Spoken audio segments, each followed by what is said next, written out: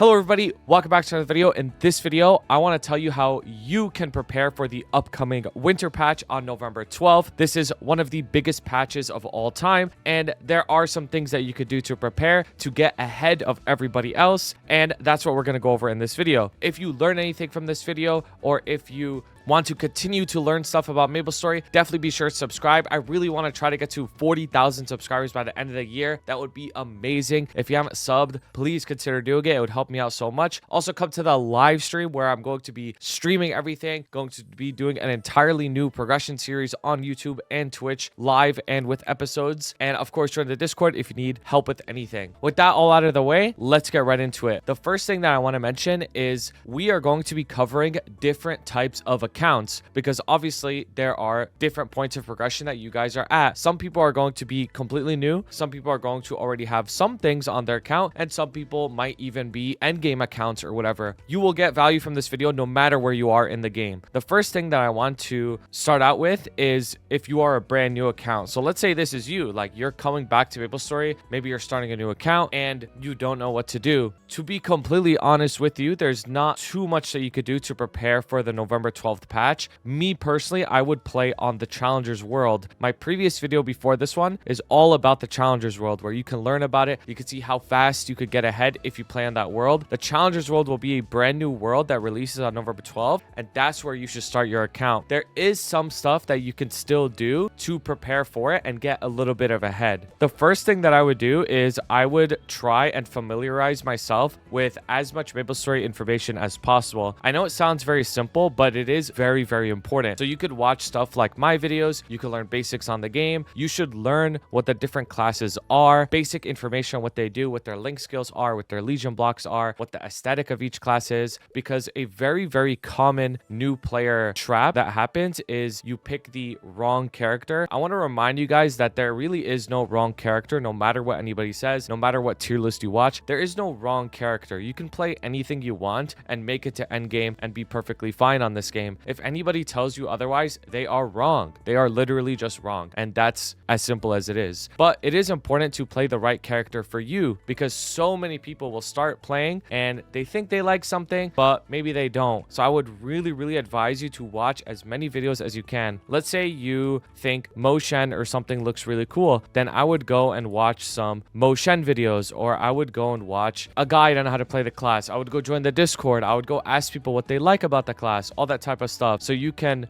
honestly, even just hype yourself up. Like, you want to have fun playing this game, right? So the more that you learn, the more that you can be excited about and enjoy of the game. This is if you're completely new and you don't know anything. I would honestly just wait until November 12th before I even start playing the game. If you do want to play the game, then I would honestly make one character, any character, honestly, and this is what I would do. I would log in on the character. I would try my best to do the current event, where I would just participate in the winter check-in. The reason why the winter check-in is really important is because some of the rewards, this over here, this winter countdown, if you press this button participate, this stuff on the right will be carried over until after the patch. So you can get some extra resources for yourself. And a lot of this stuff is good, like an event ring, extra frags, experience node stones. You might not know what all of these things are, but they are very useful for you. So if you can log in and try to participate as many times as you want, you could buy the winter pass and make up for the days that you lost. If you're okay with that, I don't think it's a bad purchase, especially if you're starting off. But obviously it is a lot to ask somebody to spend money on the game when they don't even know if they're going to like the game, but that's totally up to you. Now, the next type of person that I want to give advice to is somebody who already has a somewhat established account. This is my Cronus account here, where I have my level 280 main, I have a few boss mules, and the rest of my characters are just legion mules, right? So this is advice for somebody that's,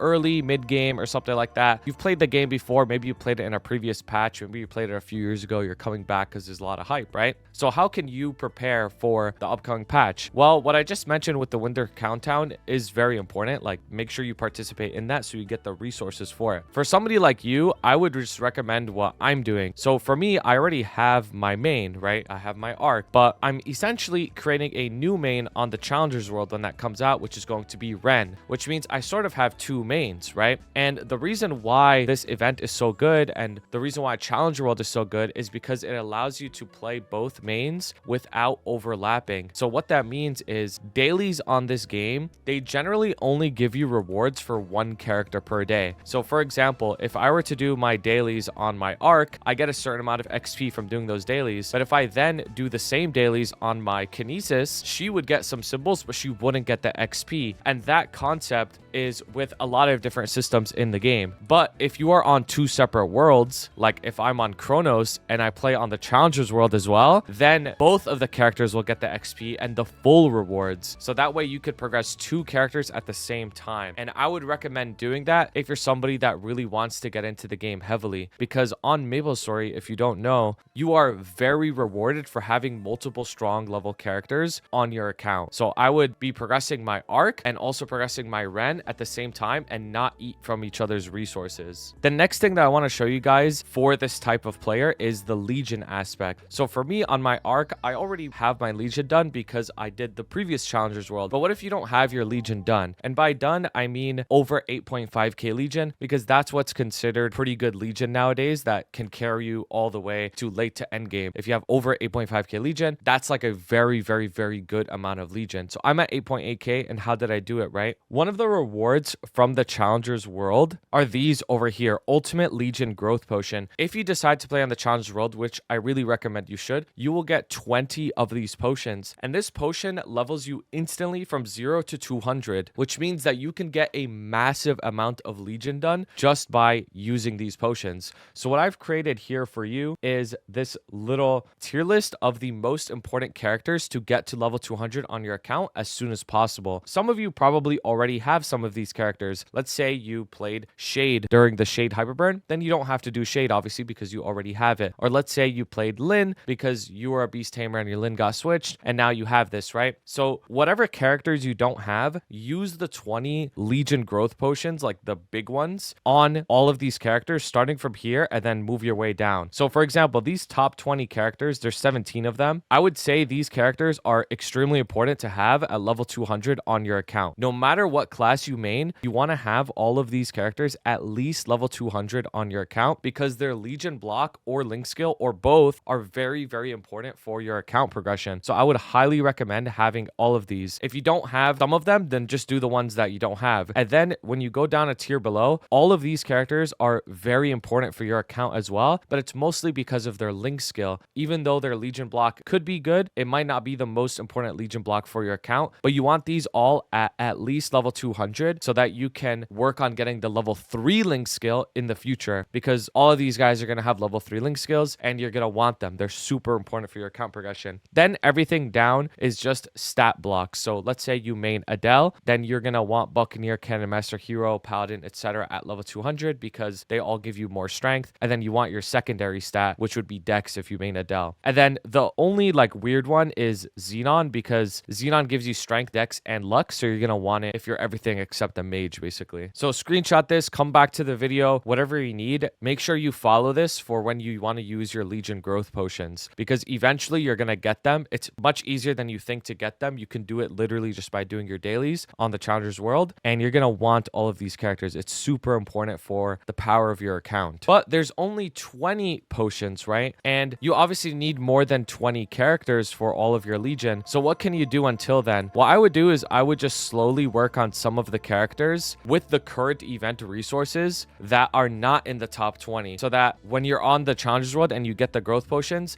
then you can just use those potions on those characters, or you can use them on the characters that you don't want to play, right? Like let's say you don't mind training some of the characters in the top 20. Well, training, you don't really train. You don't mind doing the story quests, or you don't mind using the extreme growth potions on them or whatever. Just make sure you have the characters created so that you can level them up, because the Challengers World doesn't give you enough Legion to completely finish your Legion. It'll finish maybe half of your Legion, and then you have to do the remaining half on your own with event resources and whatnot. But just keep in mind that you're not going to get all of the Legion done through the Challengers World. You will get a huge amount, but not all of it. Now, the next person that I want to give advice to is somebody who already has a very established account. Now, if you already have a very established account, like for example, my Hyperion account over here, I have a character at 290, I have my Legion champs done, stuff like that, you should probably still play on the Challengers World if you want to take advantage of doing double dailies. And like I mentioned earlier in the video, double dailies are really good because they don't take away from another character's resources. So you can do that to build up another C10 emu if you want. You could do that to build up a new main. Let's say you really want to swap. You could do that to build up a Legion champ. All of these things are really good to do on the Challengers World. You probably won't need the Legion growth potions, so you could just use those potions to get a character to 210. Like for example, let's say you want the level 210 Ilium link because everybody's getting level 3 links, then you can just use the potions on your Ilium and get it to 210. That's probably good use for you if you're someone who's super established. You can use the Challengers World to get level 210 link skills because there's obviously going to be a lot of new ones coming out. Now, if you've made it all the way this far into the video, I want to shout you out for watching the majority of the video and almost all of it. The last thing that I want to mention to everybody for a big piece of advice, it's actually two things. The first thing you got to remember is that when you're playing on the Challengers World, you are on a separate world. Keep that in mind, which means that you won't have access to your current Legion if you already have any, which is fine. The Challengers World has a lot of passives, but just keep in mind you're on a different world, which means like you can only play with people on that world, right? This is something that people forget. People forget that when you're on the Challengers World, you're on a different world. If you're playing with your group of friends and you're on the Challengers World and some of them aren't, you won't be able to play with each other until you leap off of the Challengers World, which won't be at the beginning generally, unless they change it. So keep that in mind. And then the second thing is doing dailies can burn you out. I myself and many others will say, oh, just go do your dailies, right? But doing your dailies can burn you out. So keep that in mind. Keep that in mind. You don't want to put too much pressure on yourself because the Challengers World is a very long-term thing. You are potentially on that world for 4, 5, maybe even 6 months. That's a long time. And a lot of people don't play the game that long. So do what you can in your power. Don't feel too bad if you can't accomplish everything. If you're going to be watching me, you're going to be watching my progression series on YouTube, or you want to watch me live on Twitch, you might feel like you're not doing enough because I'm doing a lot. And I don't say this in an egotistical way. It's just like you don't want to compare to others. Do what you can every single day. A little bit a day adds up so much, especially with the new changes coming that make progression a lot faster. So I want to remind you guys of that. It's good to try and min-max. It's good to try to be optimal, but it's not good to burn yourself out. So very much keep that in mind. It's going to help you out a lot. Anyways, if you have any questions, leave a comment down below. This is some good advice in general for the upcoming patch. If you have any of your own advice, definitely leave it down below as well. You might help somebody out. And of course, let me know what type of videos you want to see. Again, I really want to try to get to 40,000 subscribers by the end of the year. That would be amazing. So if you haven't subbed, make sure you do it. And also come to the live stream. There's so much to look forward to. And I'll see you guys there. Have a good one. Peace out. Shout out to my beautiful members, Blazefire, Shooms, Shagad, Ravi Espa, Koga, Skittles, CKJ, Vampiric X, Fresh and Juicy, Kelvin, Cloud Figs, Trashbot, Henzo, Dylan, Cloudy Quesos, Jason B, Sylvester L, J.A., Russell M, Mochi Teddy, Zero Sama, Shredbot, Michael R, and Suna TM. I appreciate you guys so much. If you guys ever want to submit art, put it in the Discord fan art channel, and I'll see you for the next video.